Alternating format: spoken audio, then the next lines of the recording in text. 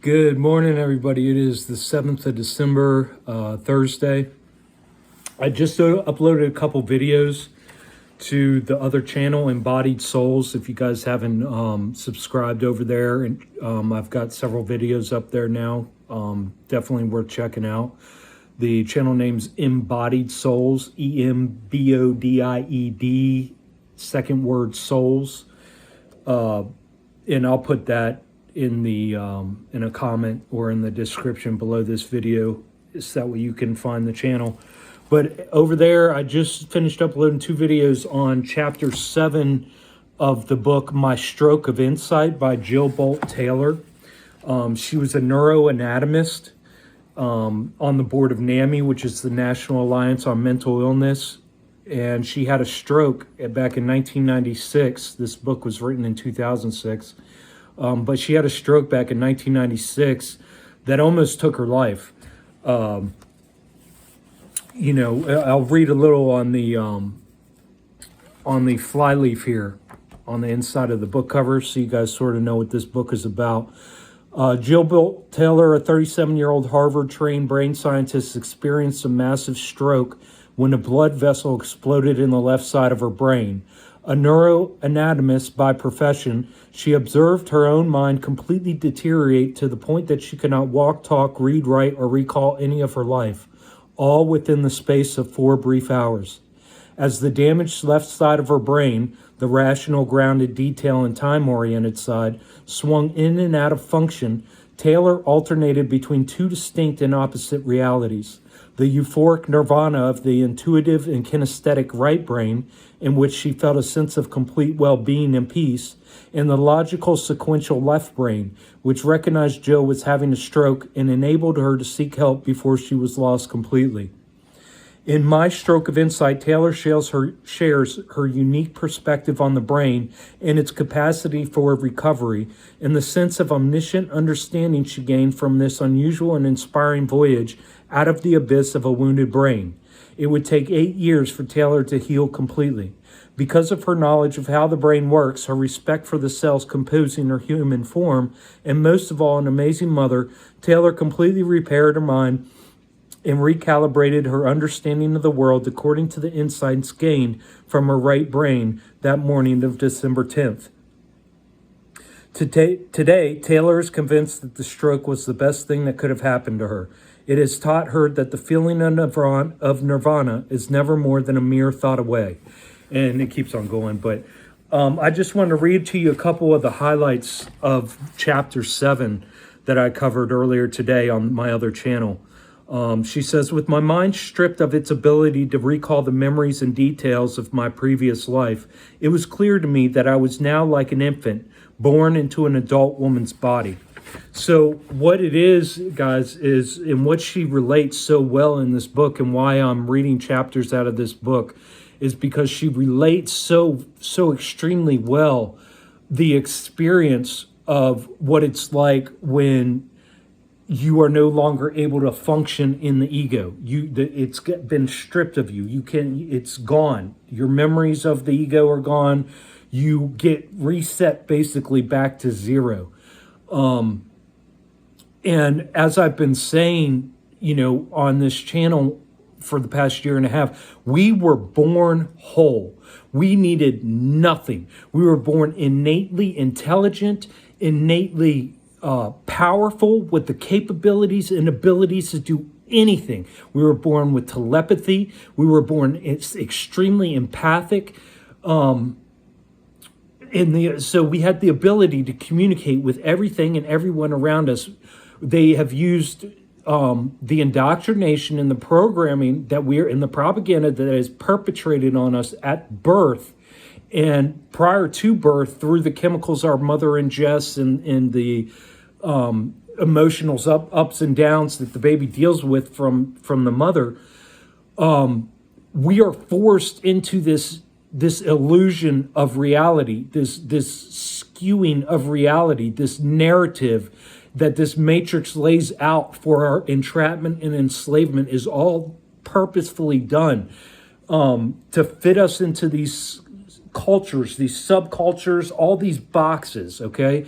That's what they've done. They've taken our connection, our natural, innate wholeness and connection to everything around us, and they've branded it. They put their own brand on it, and they've sold it to us. They force-sold it to us. They shoved it down our throats since birth, kicked us into survival mode, and our brains have been operating in that fight or flight since day one. And what we've done is, instead of our souls piloting our avatar, instead of our original essence living out and piloting and growing in this body, we have been feeding this thing called the ego our whole lives in order to survive, because we need the ego to survive in this dog eat dog, do what it takes, survival of the fittest, what doesn't kill you makes you stronger society and environment, these toxic, poisonous environments that we live in. So why I enjoyed this book so much, I just picked it up, and read it like last week. And ever since, I've been wanting to do videos on it. I finally started doing videos on it, uploaded the first 2 on chapter 7 to the other channel this morning. But she just relates, like, those things that are so hard to articulate. She articulates them so well in this book. What happens is, when we are stripped of that ability to recall that ego, because all that's stuck in our left brain, right? In the left side of our brain. And that is the control center for the ego. That is what powers and gives fuel to the ability to keep up this false man, this straw man, this perpetrator, this proxy that stands in for the soul in our physical avatars in order to get along and play a character in these toxic environments that we live in. Because the soul will have nothing to do with it. It's a complete conflict of interest. The soul's interest is not in any of this shit. It's not in the work. It's not in the social standings. It's not in the keeping up with the Joneses. The soul has nothing to do with that shit. It takes an ego in order to do that. And so when you're stripped through, whether it's brain injury or stroke or a near-death experience, when you're stripped of that ability to associate with that ego anymore, it throws you into that back into that natural spirit from which we were into which we were born. And so again, she articulates it so well here. So again, just reading some of the highlights from this chapter. And again, you can go to these other videos on my other channel, Embodied Souls, to hear the full chapter and my take on what she's saying. So she says, "This is not right. I don't belong here anymore. Great Spirit," I mused. "I am now at one with the universe. I have blended into the eternal flow and am beyond returning to this plane of life. Yet I remain tethered here," which again goes back to, we are souls that are magnetically attracted to these avatars, to our own individual physical avatar. Why? I don't know. Who knows any of that right now? Until we heal, we won't have the answer to those questions. But in the meantime, that is what we are. We're so much beyond this fake character that plays its part in this narration, this play, this Shakespearean play that we're living out. I felt as if I was an electrical being, an apparition of energy smoldering around an organic lump. I had become a pile of waste, leftovers, but I still retained a consciousness that was different from the one I had known before. However, because my left hemisphere had been packed with details about how to make sense of the external world, these details had been organized and ingrained as neuronal circuits in my brain. Here, in the absence of that circuitry, I felt inanimate and awkward. My consciousness had shifted. And so that's what our healing does. When we go through this healing, we are detaching from that old man. We are detaching from that character. We are detaching from that false self. We are detaching from the illusion in the skewing of the reality that this matrix has placed us under, and we are reclaiming our wholeness. We are reclaiming our authenticity. We are reclaiming all of those things that we were born with, our knowledge, our power, our empathy, all of these things that we were innately came onto this earth, came out of our mothers with, that our parents were supposed to foster those things instead of naming, numbering, and cataloging us into a slavery system and abusively training us how to eat, sleep, shit, and get along in a toxic environment in society. Our parents had a chance to break the cycle of abuse, and instead of doing that, they acted as agents of the state and perpetrated and propagated onto us and imbued into us this enslavement.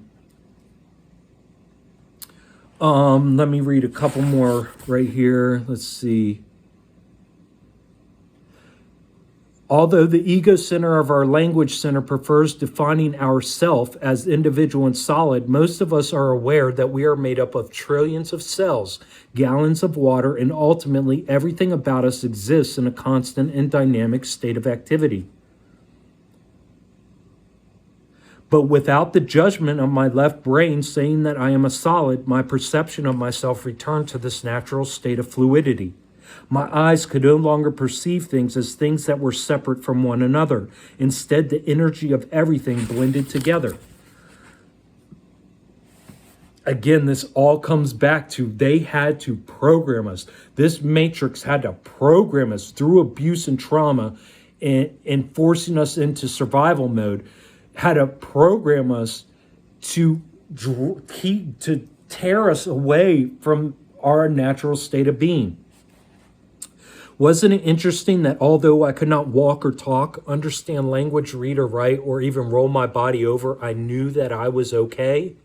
The now offline intellectual mind of my left hemisphere no longer inhibited my innate awareness that I was the miraculous power of life. Again, this comes back to being born whole, that she was put back into an infantile state, but she knew she was okay. The things that made it not okay is the chaos around us into the environments in which we are born. Like being born, coming out of your mother from that safe space, and the doctor yanking you out, passing you immediately on to strange nurses who are passing you back and forth, cleaning you up, scrubbing you. You're in this white room, bright lights. It's all death. It's all dead. Everything around you is dead. Just concrete walls and hard floors and coldness and lights and sanitization and chemicals. And then they throw you in a bassinet and put you in a bright room with hundreds of other babies screaming and crying. It's chaos. Guys, they immediately throw our brains into survival mode. I knew I was different now, but never once did my right mind indicate that I was less than what I had been before. I was simply a being of light, radiating life into the world. This is how we are born. Regardless of whether or not I had a body or brain that could connect me to the world of others, I saw myself as a cellular masterpiece. In the absence of my left hemisphere's negative judgment, I perceived myself as perfect, whole, and beautiful, just the way I was. And that's my point. And that's the point I keep trying to get across to you guys. And the only reason we think otherwise, the only reason we think that we're less than, in lack of, stupid, ignorant, needing a degree, needing a diploma, needing acceptance, needing, social standing, needing all this stupid shit is because of the absolutely sickening programming and propaganda that was imbued on us by these systems of governance. Not only just our parents, but the medical industry with their, all their medical interventions, the toxic, poisonous chemicals that we nowadays call food, that is everything but food. And then, of course, the toxic propaganda and entertainment that we take through our eyes and our ears, whether it be sports or celebrity or movies or shows or artists singing. It doesn't matter. Books, it doesn't matter. It's all distraction to make us feel less than. And when we were born whole, And, for most of us, it takes a brain injury, it takes a stroke, it takes a near-death experience or something similar to shake us awake and shake us back to our natural state of being and realize that this whole freaking matrix is nothing but an abusive illusion that is being narrated for us day in and day out. And either we can choose to detach and heal and reclaim our authenticity and our own authority, or we can keep on relying and living in the systems that were made up for us, that keep us enslaved and keep us ensnared and on the hamster wheel of consumption and constantly feeling in lack, fear, desire. You guys can do it. This healing journey is the hardest thing you'll ever do, but it is the only thing on this earth that's worth doing.